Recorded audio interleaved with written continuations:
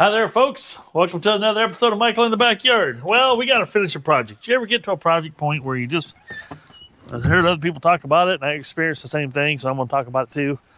Where you get up to a project and you just hit a wall, and you're just kind of like, ugh, and I'm tired of it. But I'm not tired of it, squirrel, there's other things I want to work on a regular basis, so to speak. Remember this? I put this Fender on. And so far, it's got cat prints and some dirt on it. It's been rained on a few times, and I really enjoy how it looks. It looks great. Well, it's time to do the other side.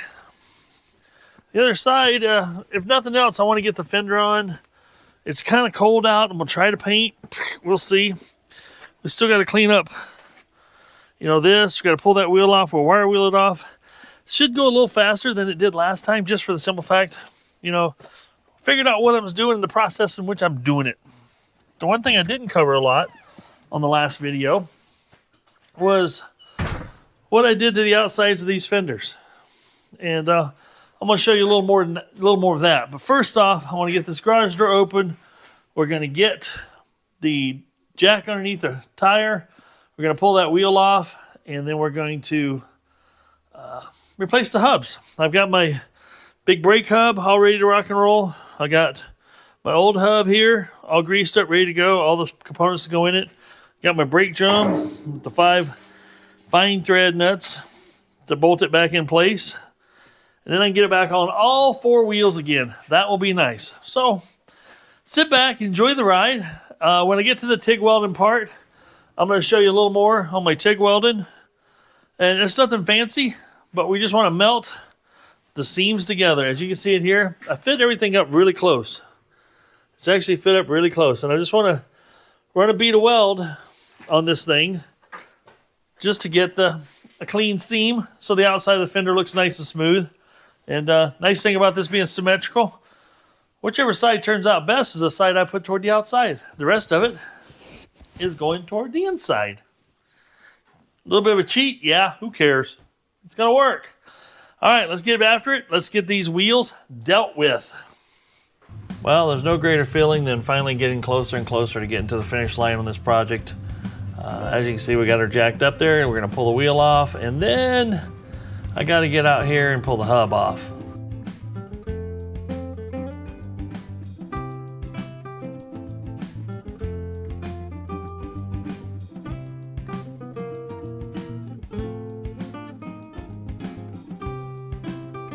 Now these hubs I do like because of the way that the lock ring snaps onto it, onto the lock nut, which is great. And I knock a little bit of the ugly off with the brake cleaner, get some of that grease off of there. Because that grease that was on this thing was absolutely sticky, nasty stuff. I didn't like it at all. Stuff I use is the Lucas Red and Tacky high temperature grease. That's what I've had real good luck with. Now we're going to knock a little more ugly off here with the old wire wheel. Now here, I'm not trying to preserve this thing forever. I'm just trying to make it last a little bit longer. And as long as you got a chance to get rid of some rust and put some new fresh primer and paint on, why wouldn't you do it? So, and this is all real easy to do with the tires off, the hubs off, and the fender's not in place any longer. So I've done this on the other side as well. But it certainly makes it look a lot nicer, and it makes you feel a lot better about your project when you've got all this rust knocked off and you got some fresh layer of paint on it. It just, I don't know what it is about it, guys. You tell me what you think about it. It just makes you feel better. So we got the air hose. We're going to blow off this little bit of excess dust, shake up the old can, and let's get that Rust-Oleum primer down. Now, I like the red primer, gray primer, black primer, it doesn't matter. Get that old black on there. Look at that. Look at that. It's just coming right around. It looks beautiful. Like brand new. You just can't beat it. You just can't beat it. Now we're going to take a little bit of acetone, knock some of the paint off that I got on the seal area, get that cleaned up, and then I'm adding the grease to that thing to knock the grease, old grease, out of the spindle. So when I'm putting it back together, I got fresh grease in there. As you can see here, the hubs are going on real beautifully. Like how it turns out. Once I got that the hubs assembled and back in place and knocked the caps back on. Before I even knocked the caps back on, I don't know if I got this here or not.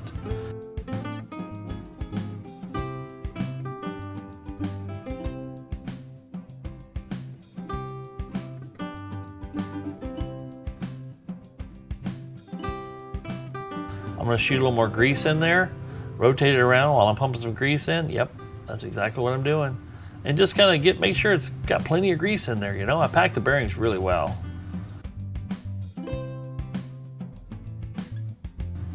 Caps going on. Oh, it's a good feeling.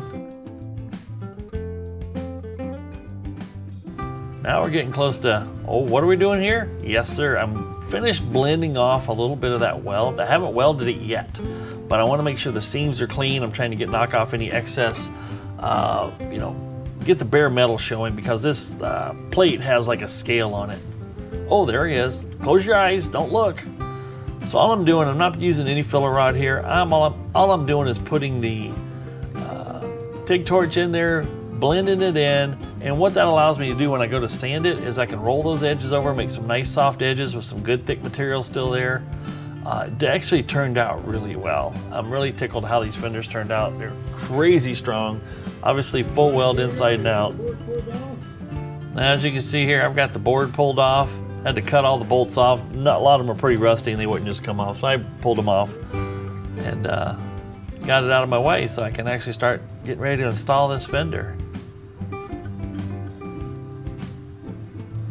As you can see here, I'm using my big pieces of tubing I've got to help support it, because I'm by myself out here doing this. I put some 2x4s underneath the fender, clamped them down with my little scissor clamps, and did that on both sides. That allows me to slide it right down in place just like that. Then I'll throw my tires as some counterweight on there to hold it up where I want it. Now I took some of my woodworking clamps right after this and clamped on each end of the fenders. That allowed me to get my measurement and hold it right in place just like I wanted. There we go. We're taking some measurements. Yeah, I realized I was a little low. So we got that all clamped in place, and once you get that all measured out, you know, measure thrice, cut once. Let's get the old metal glue out. Let's tack this thing in place. It's looking good. I got a couple of good tacks. I put about 4-inch beads on the inside, spaced them about every 3 inches, so it's locked in pretty good. Here I just did a few of the beads.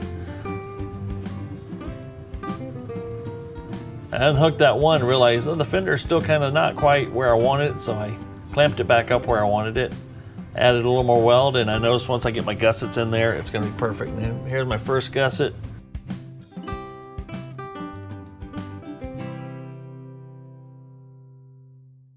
Getting that all locked in. These are 1/8-inch plates that I cut to fit underneath there. There's my third. I love seeing that glow come through the fender like that on the camera. That's pretty sweet. That's something I don't get to see when I'm welding, but I get to see while I'm editing. Here it comes. There's that other glow coming through. That means we're getting her bit in good and tight. This fender is going nowhere. Guys, if you bang on this fender with your hands, you realize that it doesn't rattle, it doesn't do anything. It's just like beating on a piece of steel workbench. It just takes it, and it's awesome. Here I am finishing up the remainder of the beads on the inside.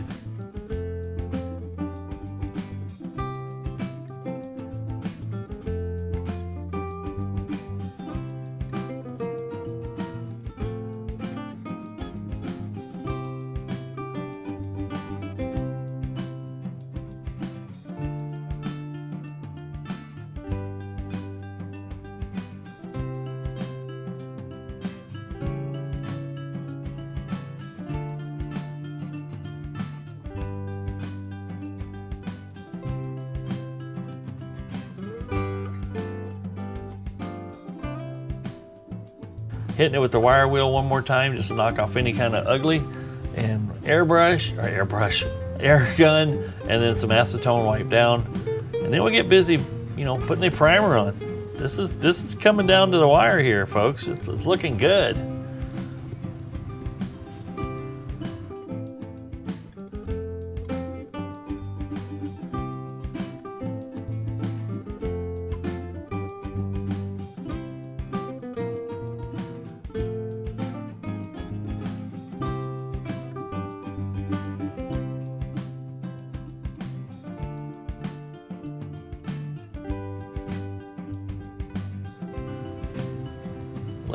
Look at that, like a professional. This guy knows what he's doing. I think he does. He really does know what he's doing. Now, here's the interesting part. We're gonna watch paint dry, because on time lapse, I don't know what it is about time lapse. It's just captivating. Look at that. It's just drying and drying. And it's getting so close to ready to put black paint on.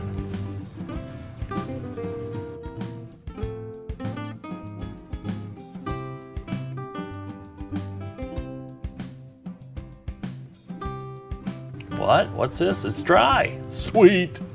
Let's get the black on. Now I am painting, I wire wheeled the frame on top where I removed the board, and I put black all over that as well. Why not? There again, just trying to make it last a little bit longer. Oh my gosh, this guy's got a, look at that steadiness. The art form. Does he do graffiti on the weekends? One. Now I'm putting Never Sees on all the studs. I use Never Sees on just about everything I want to take back apart eventually. There we go, getting them back up in place. Here, look, this guy could work for NASCAR. Are you kidding me? Look at the speed. Here, zip, zip, zip, zip, zip, zip, zip, zip, zip, zip, zip, zip. That was fast. I'll tell you what. Oh, it's satisfying. It's back on the ground again. You gotta like that, don't you? Torquing it down. I got all 4 wheels torqued to spec now. Gotta dig that. What's he got to say now? Well, folks, the fact that you see the trailer sitting in this direction means both fenders are now on. All 4 wheels are back on the trailer. All freshly packed wheel bearings, fresh brake drums, and brake backing plate, brake shoes, and all that stuff. We have not yet plumbed in the brakes. I'm saving that to later because I gotta watch the monies a little bit. Not made of it. The front hydraulic brake controller for this thing is going to cost anywhere between $400 and $700. I haven't chose which one I'm going with yet, but it's probably going to require a little bit of reconfiguration of the coupler situation up front. It might be a sawed off, weld on a big plate that has a bolt pattern on it that you can bolt this thing to. Could be adjustable in height as well, which might be an advantage because depending on what vehicle I tow it with. Now this Jeep, I know people are thinking, you can't tow this trailer. Yes, I can tow this trailer with this Jeep, but I can't tow a lot. This Jeep has a 5,000 pound capacity. So my future will hold a bigger vehicle towing. You know, I would love to find a heavy duty, I don't care if it's an extra cab or not. Ideally, I'd love an extra cab truck with you don't even have to have a truck box on it. I'd build a truck bed, a flatbed for it. I'd almost would I prefer that, to be honest with you. My dream truck would be, let's just call it out loud here. Some of the features. I would love to have an old Allison transmission onto a Cummins diesel inline 6 with let's just call it 2-ton, 3-ton type suspension underneath the back of it, so I could actually eventually buy a trailer that could haul Big Mo. This trailer is, I bought this trailer with the intention of putting hauling my backhoe home with it that I find on the internet. Turns out the backhoe that I ended up with weighs a lot more than anticipated. You know, 5, 6, 7, 8,000 pound backhoe. This trailer's all over it. My backhoe weighs 11,400 pounds. This trailer alone weighs 2,800 pounds. It has, let's call it 10,400 pounds worth of axle and springs under it. Well, by the time you take 3,000 pounds off of that, you're about 7,500, 8,000 pounds is about the limit of this trailer. Now, the trailer itself can haul more. The trailer is built very sturdy. It's got my favorite type of design to it, a little bit of overkill. But, and yes, my fenders are now overkill too because they are solid. They don't move, they don't wiggle, I think if you caught a curb or caught a pole with those, it's just gonna rip your car in half, honestly. But yeah, so that's all part done. I'm trying to do this. I was excited and highly motivated, and I'll tell you, to get this trailer when I bought it, because this trailer was going to be my avenue with my buddy's truck to get the backhoe of my choice that I picked out home. Well, the backhoe is here, as you've seen in previous videos, so the urgency is much lessened.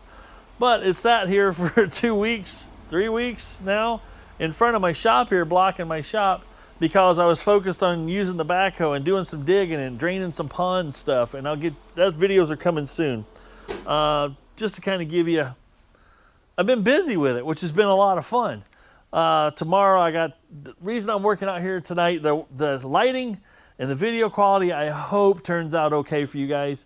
I'm going to publish it whether it is or isn't, because I've got time and effort in here. And, you know, let's just call this type of stuff that myself, a couple of buddies of mine, and these other people do out there of this type of nature of work on YouTube, this is the last reality TV. Nothing's really staged. I might do some prep work to get some things going so I can keep action going for you guys, but nothing's really staged at all, and you only get one take. You know, once you put something together and all of a sudden it doesn't work, or something, you know, let's say the camera goes dead on you, I'm not taking it back apart just for, you know, I don't have a studio's worth of people here helping me do things. So sometimes it seems like things get a little skippy, a little jumping around. That's what happens. I'm not a director. I'm not a producer.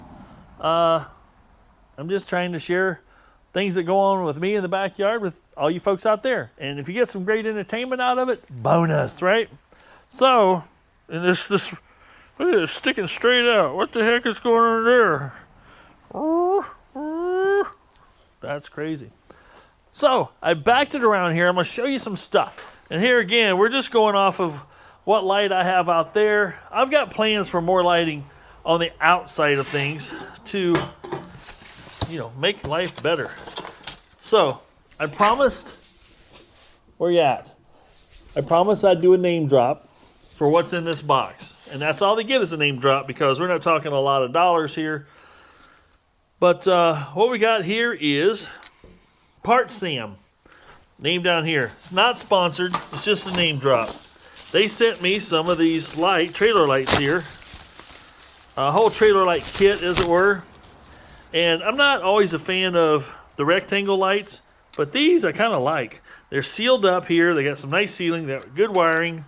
It comes with, you know, some little red marker lights. It's got a whole bunch of, let's see, 1, 2, 4, 6. This kit I'll list in the description below. These yellow marker lights, 2 red marker lights, a whole wiring loom here, as typical plastic. This one's actually pretty sturdy. Plastic license plate. Ooh, this is kind of cool. Oh, this is so this one has the triple lights on the back of the trailer because of the width of it and the weight of it and all that stuff. And there's a little mounting bracket for it right there. It looks like this would go, woohoo, feed the wires through. You'd mount this onto the trailer, it looks like, and that's what we will do. These wires come through the middle, maybe? Just winging it, folks, just winging it. Yeah, goes right in there, and then it's got some screws that hold, these screws go all the way through to the framework. Hold it all together, just like that. What else we got in here? Scotch locks and wire nuts. Keep the wire nuts in your electrical box. These Scotch locks, or I heard somebody refer to them the other day as wiring guillotines. Now I'm going to take these right here in my little hands.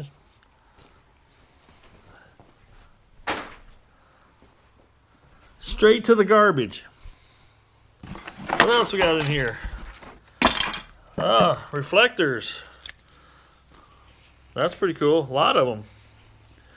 We'll have to stick them on the side. What do we got here? Your trailer wiring. So, there again, nothing too fancy. Just they're nice LED lights for sure. They're going to be nice and bright. What's going to be special is how I'm going to mount them to the trailer. I'm going to show you guys a couple of things, what my plans are. We'll get rid of some of the garbage off my table here and slide all this back. We'll put it back in the box a little bit here so I don't lose it. I'm about to lose it here. I'm not going to lose it. All right, all this back here, zip ties, rubber mounts. So these bolts looks like they slide into the back here. Let's open it up and see. Let's just see. All right. Why don't I use a knife? Man, that's some That's some high quality plastic. Holy smokes. There we go. There we go. Looks like these slide in. You can put these in and then, oh, they snap in actually. Oh yeah. That's kind of nice. It has a little detenny thing there so that when you put it in there, it doesn't fall out on you. I can dig that. So we'll be able to hang the lights on here. Oh, see, look at that. A nice row of white here. Obviously, if you guys know what that's for, it's going to be mounting this thing onto heels. And your license plate will be lit up. Requirement. And then the other one does not. So, and usually, I'm trying to think, yellow is left turn. Is that right? Left rear. Yellow brown, yep. So left rear is yellow brown. So that means your license plate's going to be on this side, because that's where the license plate light's going to be. Makes sense? Nice thing is it's got this nice little wiring diagram in here. Keep you all squared away. Yep. Get rid of this garbage and put some of this hardware back in the bucket. Oh, right there. There. I'll get the old LED light out here. Here we go. See if we can improve the illumination situation. Yeah, I think that's going to help a lot. Okay. So here that just helps a whole lot. You can see the kind of light frame that was on here. It's really barely there. Looks like I cut one little bolt off, and that's coming right off. Same way on the other side. What I'm going to be working with, so when I bought the Fender material, I also bought the 6-inch channel because I thought the trailer was 6-inch channel. It turns out it's 6-inch I-beam. And the goal here is to, I'm going to cut this off to some specific lengths. Picture the trailer. Can you focus? Focus. Picture the trailer frame being here. This light's going to mount in here like this. And it's going to come, this is going to be past the frame, or past the light, obviously. I want something about like that, is what I want. And the reason I want that is because I want to have protection. The tires are over here. And rocks coming off here, bouncing off. This protects this from getting completely sabotaged by that.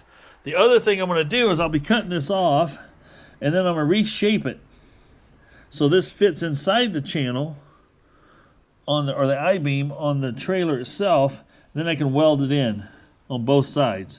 Now, somebody might be asking, why would you do all that? Well, I like my trailers that I like to make and build, that I have created myself. I like that anything on the trailer is sturdy enough to stand on. I don't want to, oh, you can't step on the fender. Oh, careful of the tail light. Oh, no. If it's there, you can stand on it. If it's my trailer, I built it. If it's there, you can stand on it. You won't damage stuff. You can even, I've done it before, I used the part of these trailer light mounts on my other little gray trailer. Ratchet strap, tie down right to it. Absolutely. So I'm going to go ahead and put you guys on a little bit of Speedy Gonzalez video here. I'm going to cut that off. I'm going to do a little measurement, a little estimation, and figure out what I want to do and how I want to do it. And we'll get one and start cutting it out. And probably in this, we'll be using my cutoff wheel. We'll be using my little portable bandsaw with the table on it so I can cut some shape out here. And yeah, it's going to be awesome. Let's get after it. Now this bandsaw, that was one of my favorite purchases I've made in a while. This thing will just cut and cut and cut. You gotta love it.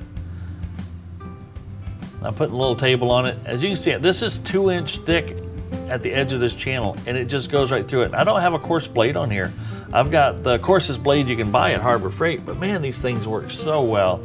Highly encourage, if you're doing any fabrication work at all, you'll never regret buying one of these bandsaws. And this little table for 99 bucks is what I got it for. It was great. Now you see I cut this to fit the I-beam. that's on the trailer itself. So when I weld it in place, it's going to be just sturdy. I can weld front and back sides. There again, a little eyeball work, punching holes, getting those lights to mount in there just like I want. Yep, let's do it again. Transfer punch, the bandsaw popped off, but he popped off because I pinched it a little too hard in there. But yeah, just not a lot of stress, not a lot of pressure, and this thing just eats metal. It's like it was designed for it or something. Here we are cleaning up the surface to get ready to weld, get all the paint off of it. Didn't have my face shield on, shame on me. Look at that, perfection. Do we like it? Yep, let's get the glue out. Now look at me, just relax and weld, you know. Lay down, take a nap, let the weld do the thing. I do enjoy welding, it's fun, it's relaxing.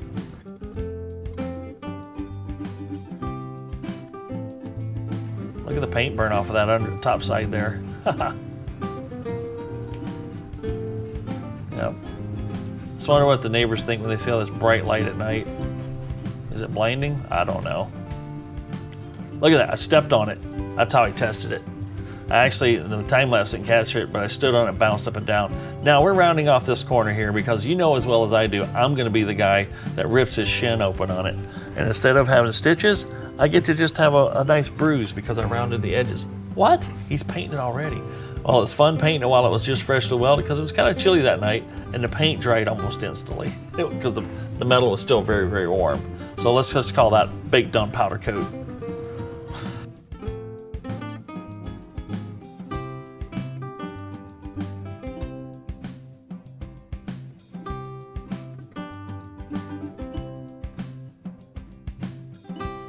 Move the trailer over, rinse, repeat.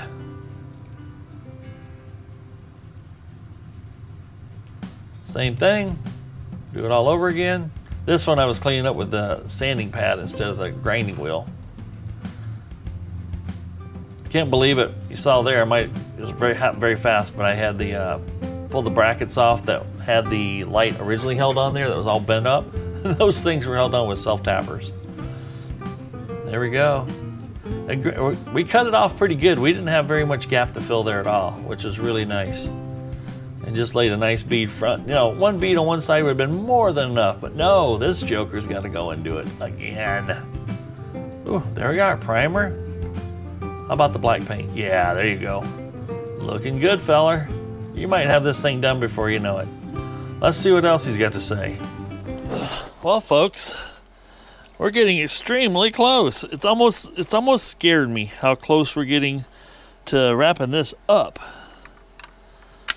And this is the second side, obviously. We did the first side there. And, oops, wrong slot. This slot, yep, right there. Get in there. This is pretty cool. This turned out, let's be honest, exactly how I planned it. Yep. And what I most likely may still do here is poke a hole. Let's get back in there. Get in there. Ugh. Let's poke a hole down in here somewhere so these wires can actually feed through and kind of stay. And there's another hole in the frame here that can go right into that hole and then be completely protected. But man, I got some grinding dust on this. Yeah, it's gonna get dirtier before it gets better. All right, what do you guys think of that? Now that's protected. No rocks are gonna touch this at all. And you can stand on that if you need to. I'm not gonna do it now because my paint's still sticky. But that turned out pretty well. I am pretty happy with that.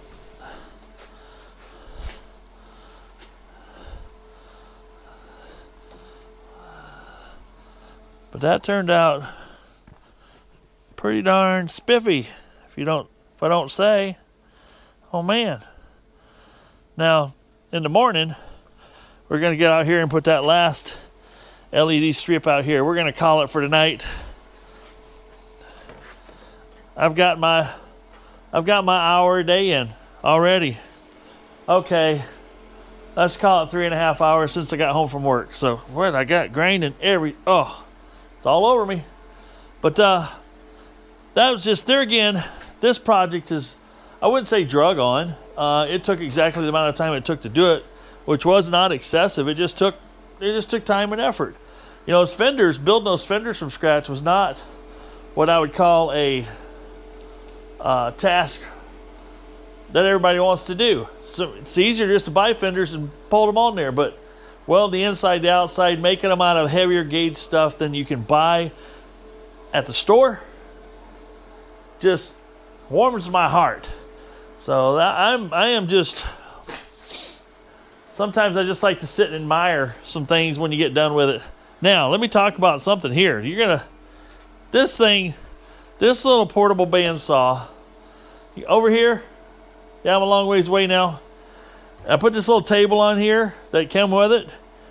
Came with this kit, and boy, I tell you what, that thing, look at this. That's how thick it cut through by hand. I was hand feeding it. Didn't have to push really hard, but I was cutting that shape so I could match the channel, the I-beam part, so I could fill it in with weld and make it. It's ridiculously strong. That's all there is to it. This has been fun so far. Now, we do still have a lot of work to do. When I say a lot, the axles are done, wheels are done, fenders are done. I got the outside boards that I took off in order to allow me to weld properly inside there. I've still got to buy some little carriage bolts about yay long and stick back in there, bolt those boards back down. I'm going to put the lights in the middle on in the morning, like I said, and then it's wiring up to the front. Once the wiring's done, then these guys here, you guys, I don't know if you remember this. Let me show you. See if we get some. So those of you that have just joined, take a look at this. See that breakage there? We got a little bit of breakage there. We got a little bit of breakage right there. There's just, this thing's been used. It's been worked hard, for sure. This one's broken right there. We got some, let's just call it gooberish weld that I want to grind off and put some good weld on it. Just broke, yep, that's broke loose right there. But overall, it's not awful. This is where the pin hooks on right here to this one. So when you have these upright, and you're not laying down flat like this, when you got something on the trailer you need that little extra length for, you can stow these upright. I got to make new bars for that because those were broken. Oh, there's another crack right there. So I'm going to go ahead and weld all those cracks up. I want to end up, nice thing, that's a good indoor winter thing. When it's just nasty outside, I go out there and I pull a couple pins and I pull those ramps off and I bring them inside the shop, do some grinding, some welding, and then we could re-spray paint them black again and then stick them back on. Ramps are done. That's why I'm not picking that battle today. And like I said earlier, I bought this trailer with the intent of hauling a backhoe. Well, don't need to anymore because what's going on there? There we go. That's going to work, maybe. Huh. I've got this magnetic base on my little swivel joint thingy. It seems to work pretty good. It makes it easier to stick things and position it and get things focused up. But no, I'm pleased. This trailer with my hitch that I welded up that goes up like this actually pulls flat and level behind the Jeep. And here again, like I said, capacity for the Jeep is enough to haul. If I wanted to run to the lumber store, now that I got this 18-foot trailer, I can haul 20-foot lumber safely, strap it down, and not worry about it. The other car hauler I have can haul the same amount, but it has this ramp. And the ramp is like a permanent thing, and it's all the way across. Well, this one here, I got this slot down the middle that I can put boards on. And your boy will be hauling some timber here between now and, mid next summer because I got a project on the side of my shop I want to do. I've never found it more important than I have. If you follow my other channel, if you've just visited this channel and you haven't seen RMD Creations and you like boat stuff and repairing boat stuff and a little bit of car stuff, go to that channel too. I'm over there too. I'm in both channels, right? And don't forget to like and subscribe when you get there. But I want to be able to do some stuff in the summertime outside. I got several things. The backhoe won't fit in my shop. Big Blue won't fit in my shop comfortably. So I'm gonna create another structure, as it were, hopefully next summer, that will allow me to put some of this stuff out there and light it very well and block some of the wind and rain and weather so I can work out there a little more often. And in the wintertime even, out there, I can get my backhoe and stretch it out. I got some repairs I need to do on that because whether I'm in there and my lean-to out back, I'm out in the cold. So we need to get some things done around here, that's all. Okay, see you in the morning. We'll get that light on. They're not going to be wired up, and we'll close out this video. We made a lot of really good progress. I'm really tickled with it. So you guys stay tuned in the morning. We'll show you a little tour after it's all done. Okay, we're back out here. We have natural light once again. Hey, my buddy boy, come here. Here's buddy boy Mark. That's my friend. Come here. Come here. Here's my frisbee catcher. Yeah, what's up, buddy? All right. Trying to get this middle light off. Realize it has a slotted screwdriver. And the regular screwdriver won't get it too easy, so there we go.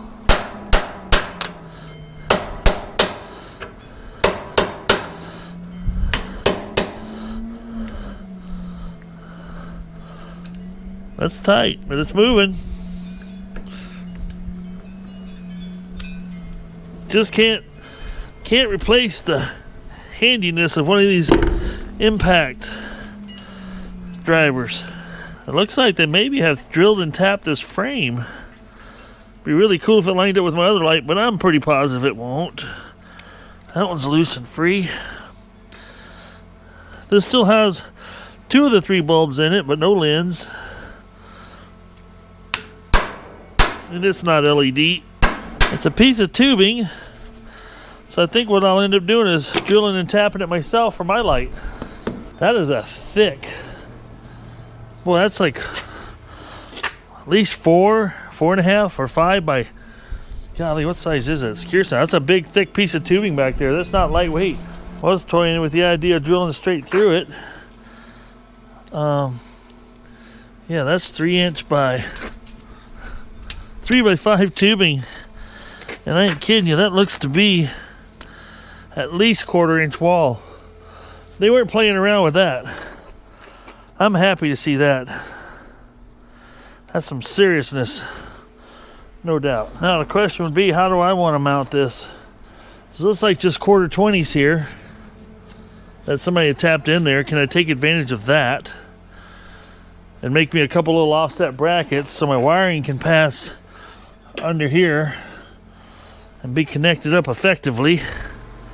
Well, let's just say this is going to be a whole lot of unnecessary here, because I think what I want to do, this piece is just big enough. It's a piece of scrap I had laying around. I cut off another project. And I can actually lay this here, mark out these 2 holes, drill and tap it so those screw under there. Then I can drill and tap 2 more holes up here that line up with the other one. And then I can notch this here so the wires can easily fit up tight and come down and out and do its wiry thing. Yeah, it's not got to be perfect, it's just got to work, right? So let's get my transfer punches out.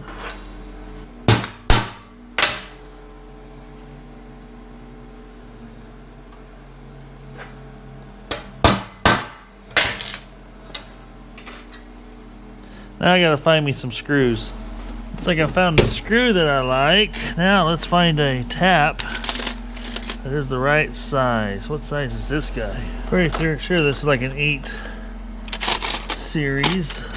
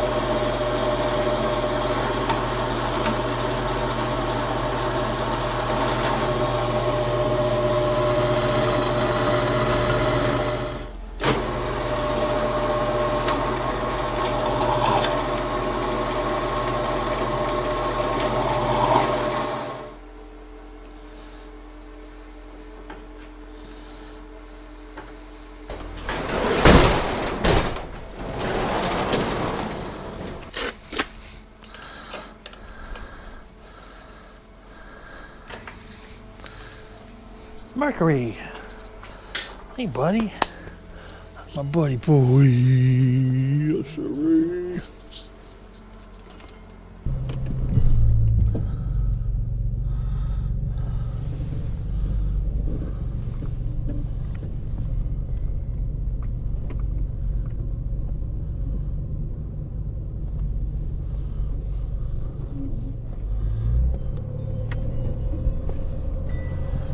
Well, it's windy as all get out here right now, and it's cold. But we're gonna put some black paint on that, plus on the backside. But for now, we're gonna call it good. There's the tail lights all mounted up. I'd say it turned out pretty good. They're well protected. And we can make adjustments on however we want, because these things are like, there we go. They weren't down bottomed out. Now it looks squarer. Let's see here. I just got these hand tight for now. But as you can see, one more step done. Here's the newest fender we just put on. We're tickled at that. We got fenders on both sides, tires. We got this pile of what we call was fender.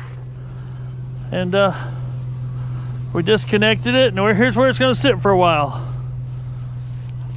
But actually with that raised up hitch there, works perfect. Trailer sits perfectly level. I like it. Like I said, this vehicle's not gonna haul the heavy loads. It'll haul the light loads. This thing actually pulls really, really well. So there it is in all its glory so far. Next steps will be some wintertime work.